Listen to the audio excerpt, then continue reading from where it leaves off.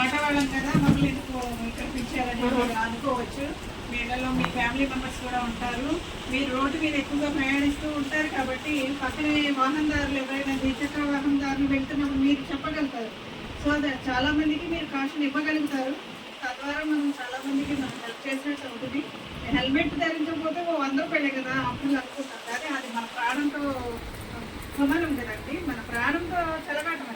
Helmet ధరించాలని మీ అందరికీ కూడా వాలంటీర్గా మీ అంతటి మీరుగా మీ ఫ్యామిలీలోనూ అలాగే మీ చుట్టుపక్కల వారికి, మీరు ఎక్కువగా రోడ్డు మీద ఉంటారు కాబట్టి బయట ఉంటారు కాబట్టి చాలా మందికి మీరు యువతకి బాగా చెప్పగలుగుతారని మీరు కూడా వచ్చిన అందరికీ చాలా థ్యాంక్స్ అండి.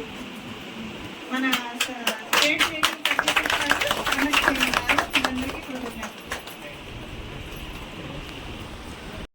injuries for the motorcycles that were traveling collided ground with the stand lorry. Not wearing of helmet might have caused the death of rider.